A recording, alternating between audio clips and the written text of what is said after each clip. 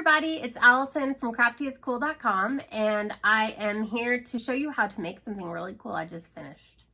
I recently had a custom order for a Taylor Swift doll, and they told me what outfit to use, everything. So I had a really good time making it, and I wrote a simple pattern, and I included a sewing pattern for the coat, and I just wanted to show you how I did that. See, I used some fleece that I found. I had to actually dye this fleece. And I'm selling the material on my website on CraftyisCool.com if you would like to use this exact same material. Anyway, so it's simple sewing. There's no hemming. It's really easy to sew because it's fleece and there's no frayed edges or anything. So we will get started. First, let's print and cut out our pattern. The pattern I'm showing here is the coat from my Taylor Swift doll PDF. It is included on the last 2 pages of the pattern and no resizing is necessary. Because I will be using fleece, I do not have to hem the sleeves and edges of the coat. But if you are using a woven fabric, make sure you're cutting a little outside of the pattern for seam allowances. For this project, I am using a 15 by 15 square piece of fleece. Smooth out the fabric, making sure the plaid pattern is straight. If you purchase fabric from me, or if you're using fabric from my Taylor doll kit, it will come pressed, but you need to iron it if it isn't. Lay out the pattern pieces in alignment with the plaid pattern and use a fabric marking pen or dressmaker's chalk or just any marker that shows up on the fabric and trace around the pattern pieces. So you're going to cut out the coat front piece and set it aside, and then on the fold, you're going to cut out the coat back. That makes both sides perfectly symmetrical. So you're going to mark your fabric and then cut it out.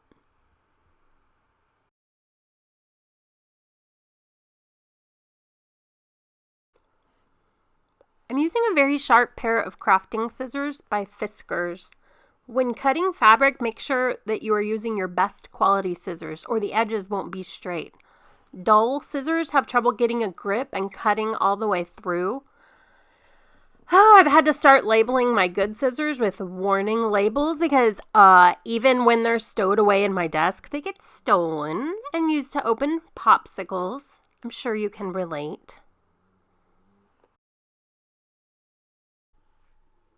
This plaid patterned fabric is actually really easy to cut straight. All of the lines help a lot, so use those to your advantage. Everything should be perfectly symmetrical. The plaid pattern doesn't necessarily have to line up from front to back or from left to right, but make sure that you're cutting in a pretty straight line along the plaid pattern.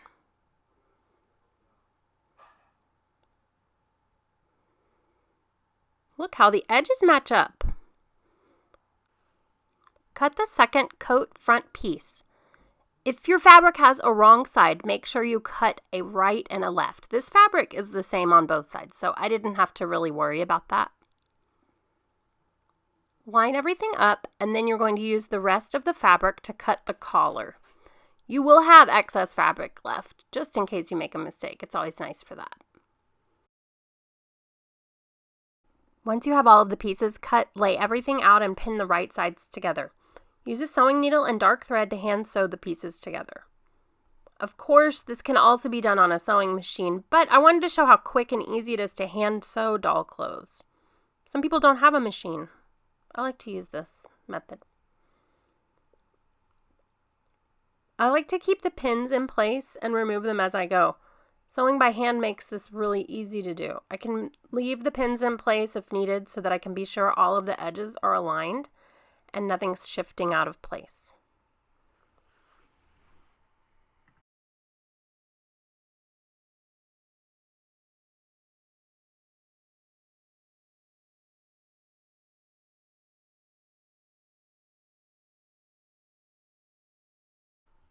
The collar piece that you cut out should be folded in half according to the pattern. Find the center of the collar and align it to the center of the back of the coat and begin pinning it to the inside, upside down. The collar should line up with the inside edge of the coat front, the inside edge of the coat back, and back around to the inside edge of the coat front. So you're going to sew all the way around.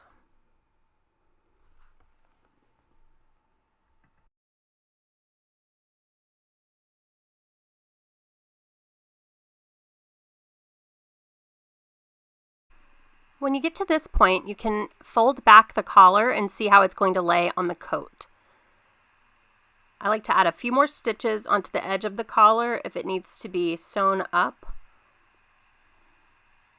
Lay everything out flat. Looks good. Lay out the coat and press the seams. I love my tiny Cricut Easy Press Mini. It heats up very quickly and is so small, so it fits in all the tiny places I need to press. It's perfect for amigurumi stuff. It lives in my office. It sits on a shelf. It's teeny tiny, so I can just pull it out whenever I need it.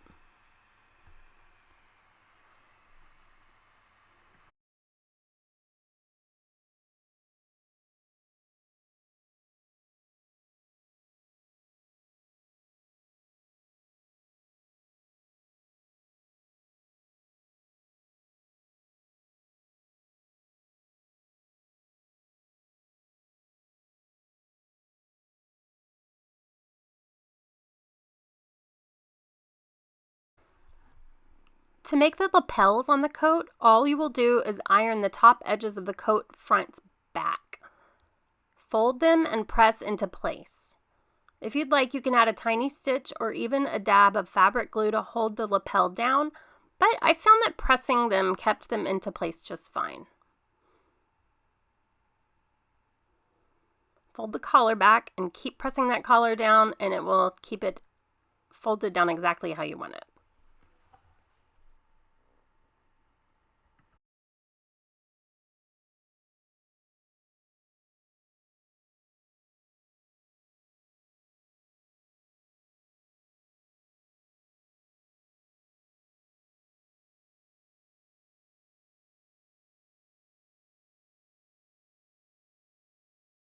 Last, lay the coat out flat again and press the collar and lapels down all together.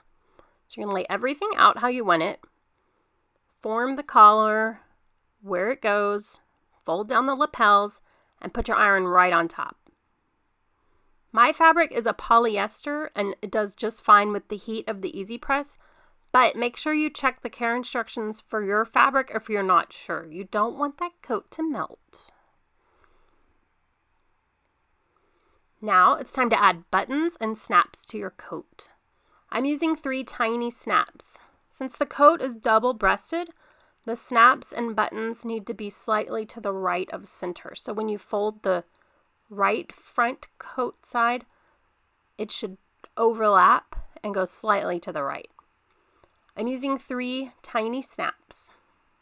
So 1/2 of the snaps to the inside of the front, then the corresponding snap parts to the outside of the other side. And then use matching thread and sew 3 brown buttons to the outside of the coat, lined up with the snaps.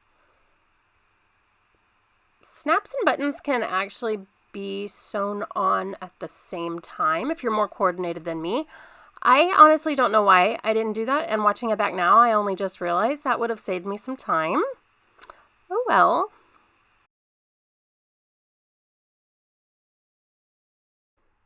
Now, since I don't have my tailor doll, she got mailed away, this guy has volunteered to try on the coat for me. If your doll has fingers, make sure to squeeze them through the arms. Don't get them snagged. Button up that coat. Perfect, handsome, stylish. So, get lots more fabric and blow up the pattern like 20 times and make one for yourself. That would be amazing. We're not going to be covering that today, but good luck. It's a good idea, right? Wasn't that fun? Isn't it cute? You could even just make this and like hang it on your Christmas tree or put it on a Barbie doll, whatever doll you have that wants to wear it. I don't even have my Taylor Swift doll anymore, so my Harry Styles doll's been wearing it and he actually really likes it. So I hope you enjoyed that. You can take this pattern and use it for other sewn clothes. You could cut off the bottom and make a little jacket or a shirt, or you could make a little trench coat. That'd be cute. Maybe a little Columbo doll.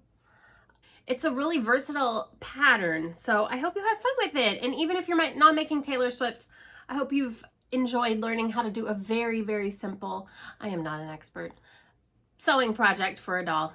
Thanks.